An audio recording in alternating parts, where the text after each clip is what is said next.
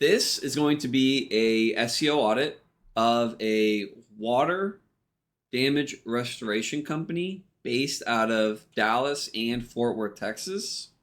So in this audit, what we're going to do is we're going to look through their site structure. We're going to see what's currently going on. How are they interlinking all of their pages? What anchor text are they using? Do we have a lot of pages that don't really have a purpose? Are these money pages? Are these pages for relevance?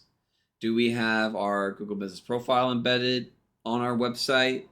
Do we have our social profiles linked on our site? In our footer, is it an actual footer navigation? Do we have any technical errors? Do we have any 301 redirects? Do we have any 404 errors? What's our URL structure for our internal linking? Are we using the www version when we actually don't want to be? We want to be using the non-www version. And so what happens is that we're force feeding Google 301 redirects for no reason. Do we have any previous pages that we no longer want to be found and we're still linking to them? So rather we're linking to another 301 redirect, or we're just linking to a dead page and force feeding Google 404 errors. So let's go and see what's going on with this water damage restoration company's site. So first things first, I want to see how are we displaying content on the page?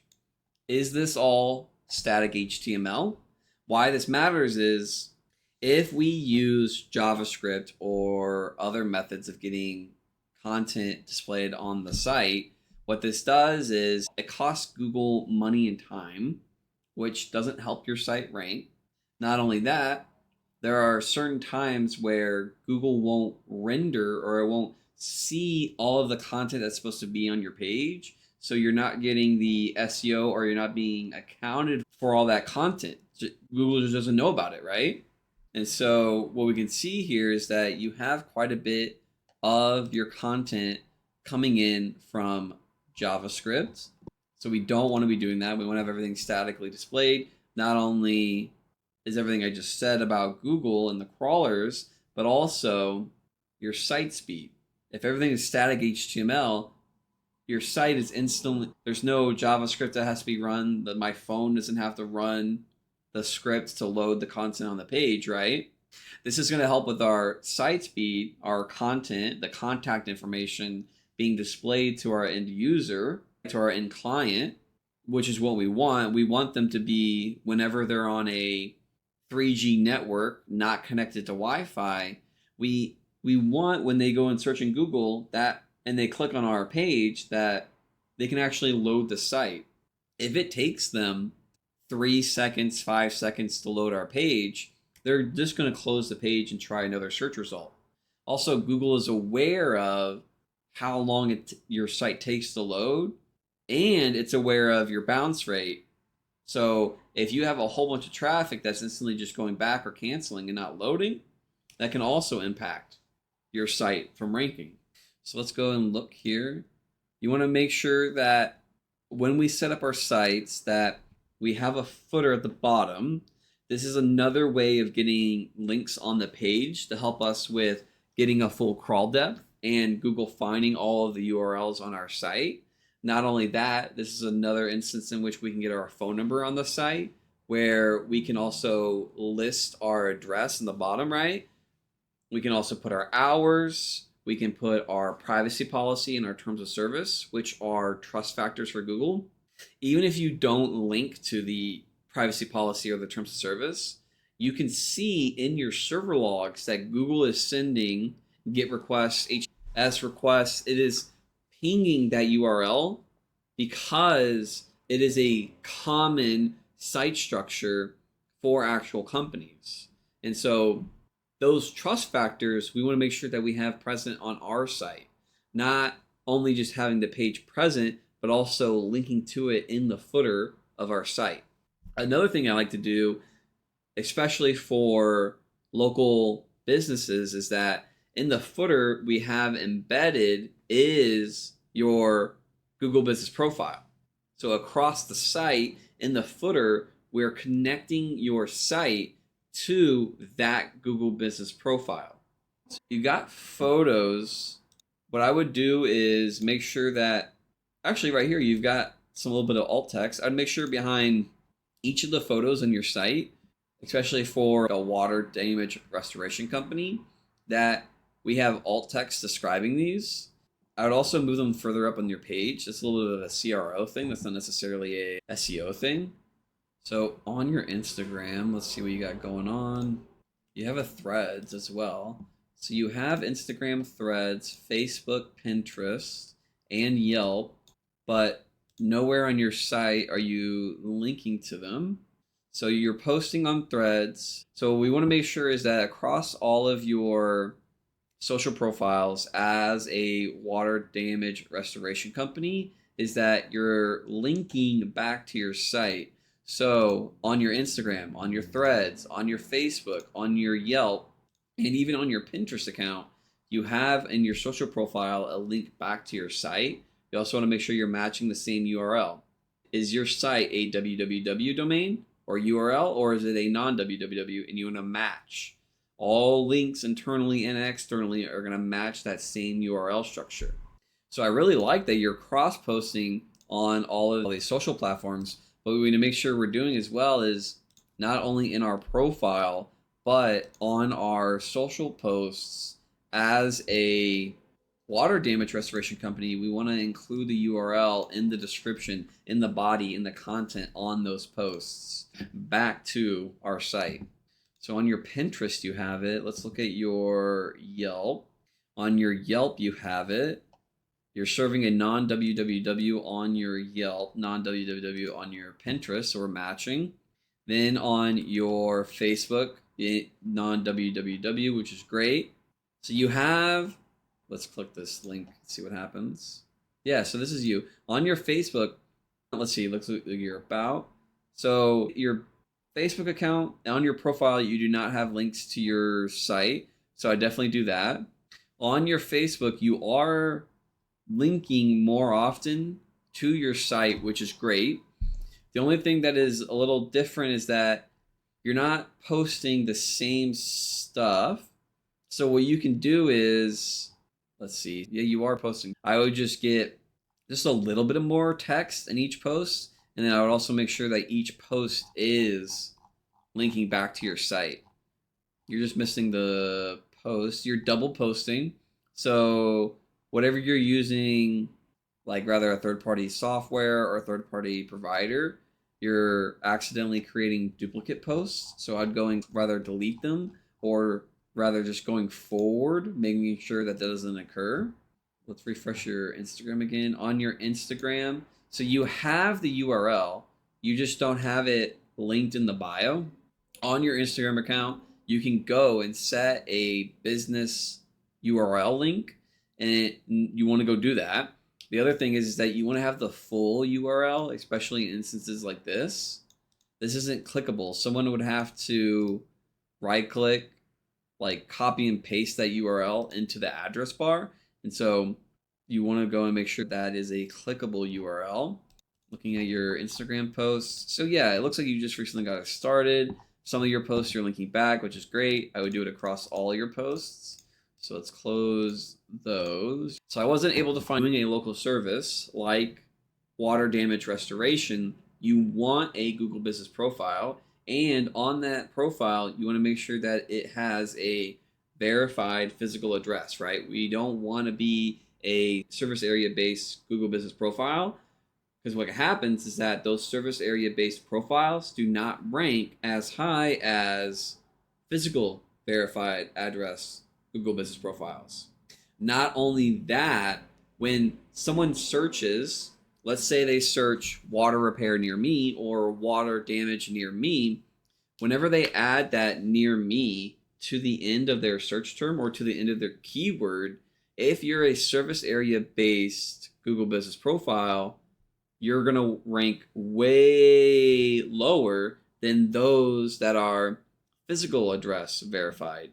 Or this water damage restoration company, let's see, I can type in the www. Okay. So for this water restoration company on their homepage, I can visit the www and the non-www URL structure. So what happens is Google sees two identical pages. This can also happen across the entire site.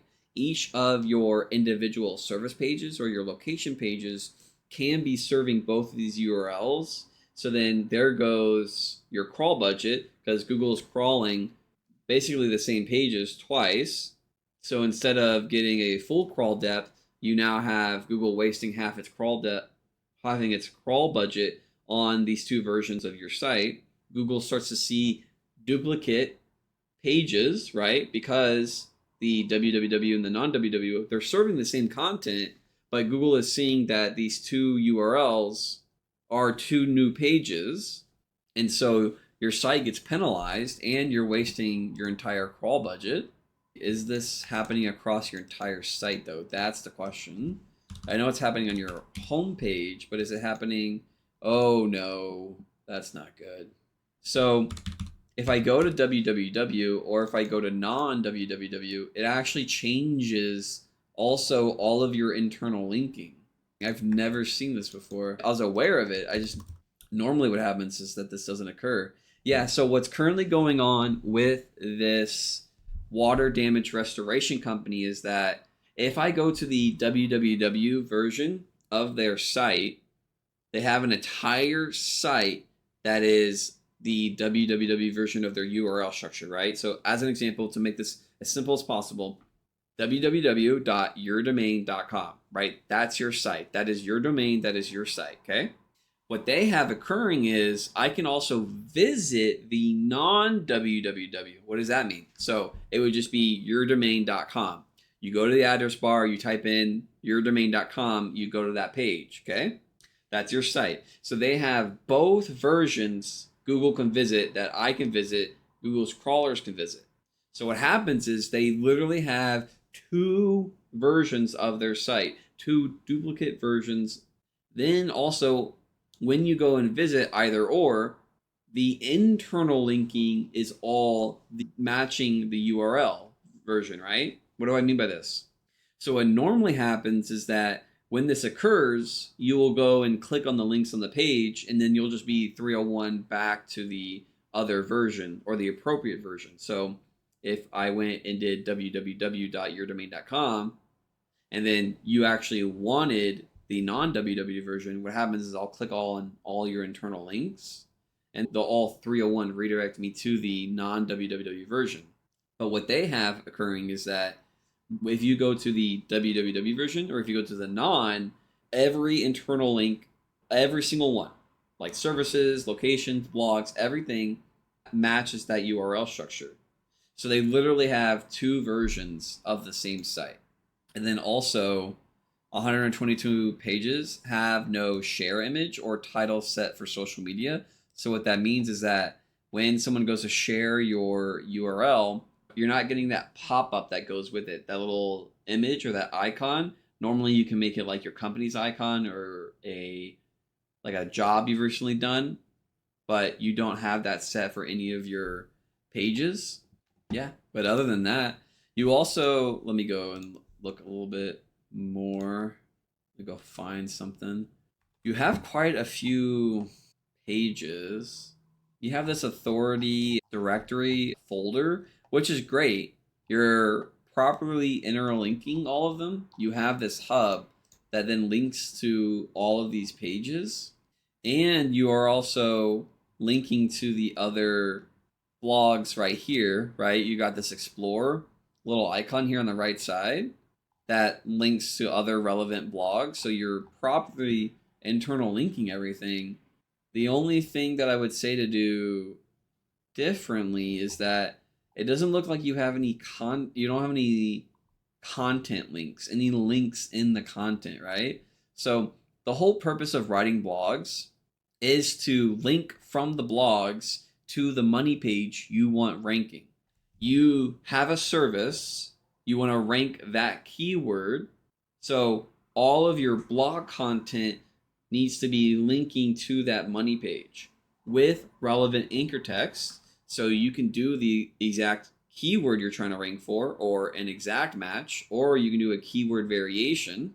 Another thing you can consider doing is, because you are a local water damage restoration company, if you're wanting to do water damage repair Dallas, you could create geographic relevant blog content. So things to do in Dallas, tourist attractions in Dallas, or just things about Dallas. And in that geographic relevant content, you then link to that page, your money page you're wanting to rank for. When someone searches water damage repair Dallas or water damage restoration Dallas, because you have that geographic relevant content that is about Dallas, then you have that exact match anchor text that is water damage restoration company in Dallas, linking to your water damage restoration service page. Then we can push that up locally because we have that geographic relevant blog content all feeding that relevance and geographic relevance to that individual money page. So it's really the whole reason to have blog content. The other thing is that, so you have a services hub. Your services hub doesn't link to your services pages. I just don't, it's very confusing. When you set up your site, you want to have it super simple. You don't have to have dozens or hundreds of pages. You could literally rank a one-page site. Now, that's not including the trust factors like privacy policy, terms of service, ads.txt, sitemap.xml, sitemap.html, etc., right? But you don't have to create these ginormous sites. I just don't know what's the purpose of these pages. Like, let's look at the amount of content on these pages. 790 words, 650 words, 581, 467. Yeah, you just have a whole bunch of pages that really don't serve any purpose. And then also the styling in your footer is broken. I just don't know. Like, when you go to create a page, each page you go and create should have a reason for being there. You should not just create pages to create pages. And then if you're going to create pages, you also want them to be uniquely distinctive between each other. You want to have actual content. If you only have 500, a couple hundred words per page, and they don't really serve a purpose, just don't create them. This isn't me harping on you. This is me talking in general to everybody, because it is a live stream and other people will watch this. Just have a purpose of having a page. And then let's see, you got 805 words, you've got 603, you got 300. There's a lot of pages. There's a lot of stuff going on. And so by doing this, and if this is a new site, you're shooting yourself in the, like, a brand new site. It has a couple hundred pages already, 1,000 pages already. That's not normal, right? A new company, a new site that just gets formed is going to have a few pages. What's currently occurring is because of AI. Now, I'm for AI. It's just that you need to have a purpose when using the tool. We don't want to just create pages to create pages. They each need to have their own individual purpose. There's just a lot on this site. I'm really confused. And also, I'm viewing this from an outsider, right? I don't have the context from the owner of what's going on, what's the purpose. It may be actually super simple, but because I don't have that additional context, right? I haven't talked to them. I don't know what's the structure, what's the goal with this site. So your blog content, you've got 1,100 words to 1,200 words, which is great. Just in this blog content, we want to be linking back to our services pages. You've got all the internal linking for the other technical guidance and the Explorer right here, right? So you're properly interlinking them. You're just not linking back to the service page or the money page that we want to be ranking in search, right? Also, you don't have a favicon. It's spelled F-A-V-I-C-O-N.